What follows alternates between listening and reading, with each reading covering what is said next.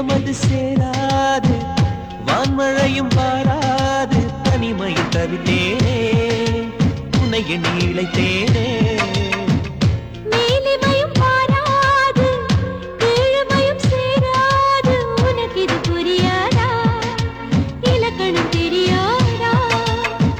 சம்மதங்கள் உள்ள போதும் வார்த்தையொன்று சொல்ல வேண்டும்